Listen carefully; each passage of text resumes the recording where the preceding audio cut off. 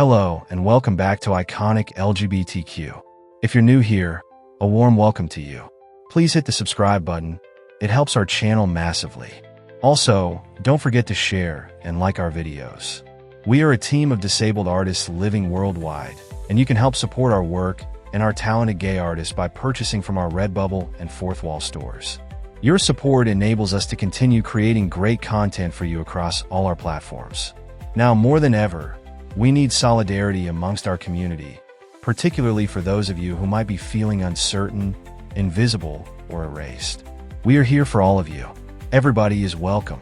Our artwork is available across a huge range of items, not just clothing like t-shirts, socks, and baseball caps.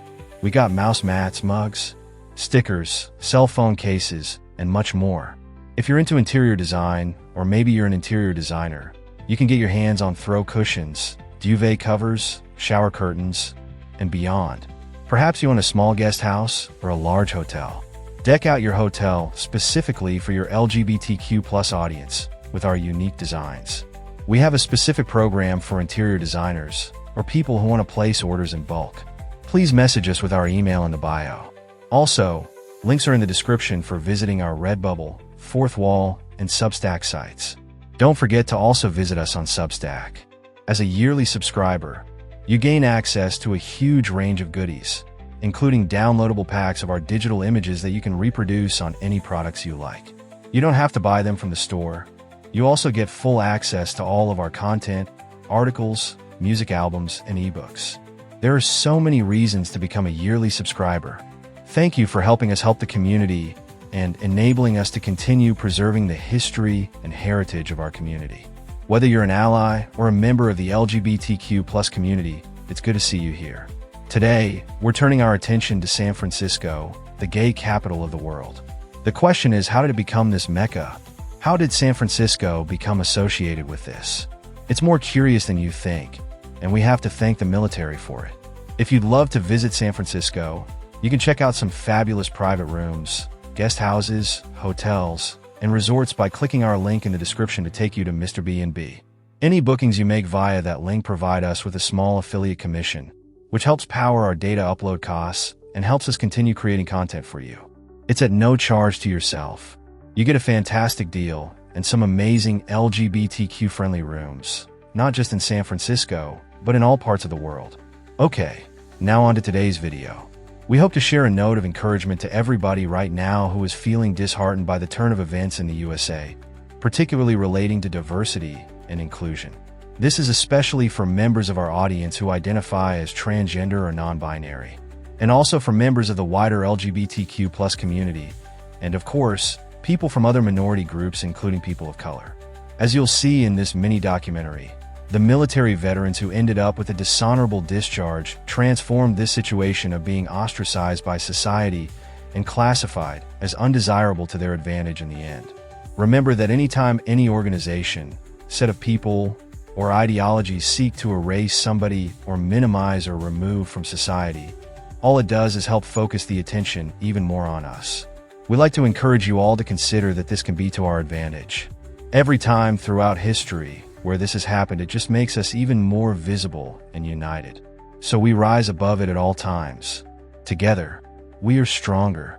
Remember, you do not need anyone's permission or approval to be who you are and love who you do. We are highly creative people. We are resourceful. We have everything we need to push even further forward. And when we come back through this, we will come back even stronger, more vibrant, and more creative than ever before. We will turn it into something beautiful and glorious. Just like the people those in San Francisco. Never forget there is great power and opportunity in the greatest of adversities. Now let's dive into the history of how San Francisco became the gay capital of the world. The military influence. San Francisco, known for its Golden Gate Bridge, Alcatraz, and iconic cable car system, has been a mecca for the LGBTQ+ community for decades. But the association between gay people and San Francisco has its roots in military history. The city, relatively small by American standards, sits on a natural deep-water harbor on the Pacific West Coast. Following the outbreak of World War II, the U.S. government accelerated its plans to increase naval capacity, leading to the creation of the Hunters Point Naval Shipyard in San Francisco Bay in 1940. By the time of the attack on Pearl Harbor in December 1941, the U.S. had a fully operational naval base strategically positioned on the Pacific edge of mainland America. As the war unfolded, the city became populated by servicemen heading to war in the South Pacific. The Selective Training and Service Act of 1940 required men over 21 but under 36 to register with local draft boards. When the USA declared war, the act expanded to include men aged 18 to 45. This conscription led to an incredible 36 million Americans registered for active service, resulting in 16 million men drafted to fight in Europe or the South Pacific, including Guadalcanal and the Philippines. Despite attempts to exclude homosexuals, tens of thousands of gay men were able to serve. Many were later discovered and blue discharged from the military, marking them as persona non grata. Instead of returning home, many stayed in San Francisco, forming a community. This mass outing during the war years helped transform the city into a gay community hub. San Francisco's transformation into a gay haven didn't happen overnight. The process of blue discharges began to swell the city's LGBTQ+ population.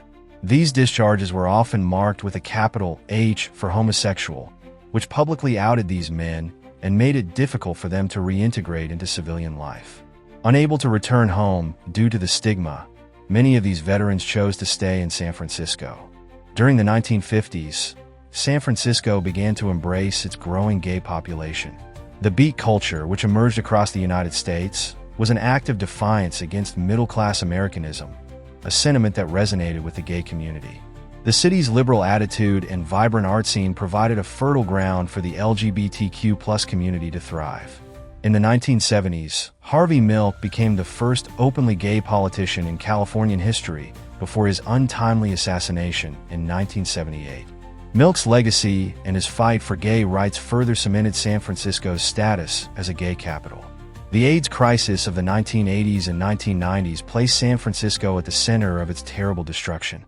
The community faced immense challenges but also came together in solidarity and resilience. The city's response to the crisis became a model for compassion and activism. Even before World War II, San Francisco had a significant LGBTQ+ history. The city was home to one of the first lesbian bars, Mona's, in the 1930s. During the gold rush era of the late 19th century, there were already underground venues and social gatherings for men. These early signs of LGBTQ+ culture laid the groundwork for what was to come. By the end of World War II, the military establishment had given San Francisco a disproportionately large number of identifiable gays. The city's gay and lesbian history has many more important chapters to its name. And as the years progressed from the end of World War II, the military became less and less central to its story and eventual cementing as the gay capital of the world. San Francisco is now home to approximately 250,000 LGBTQ+ people, with millions more visiting every year. The city's vibrant history and culture continue to inspire and support the community. We hope you've enjoyed this mini documentary. Don't forget to hit the subscribe button and like us. Also, please consider purchasing any of our artwork from our stores. You might also like to support us by purchasing our retro Hanka Code t-shirts, mugs, and even pet bandanas, which double up quite nicely to fit in your back pocket should you still wish to indulge in a little bit of nostalgic coding. We have a huge range of colors and designs available over on our Redbubble store. Not into handkerchiefs or bandanas, but prefer to wear your pride on your socks? We've got the socks to match, and so much more. We're going to leave you with a selection of fantastic vintage designs featuring sailors, military, and leathermen of San Francisco and beyond. We hope you love the artwork. And if you do, please support the gay disabled artists who created them by purchasing them from our Redbubble store or becoming a subscriber over on our Substack. Yearly members get access to digital packs of some of these downloadable images. Until the next video, stay safe, stay proud, and stay authentically you.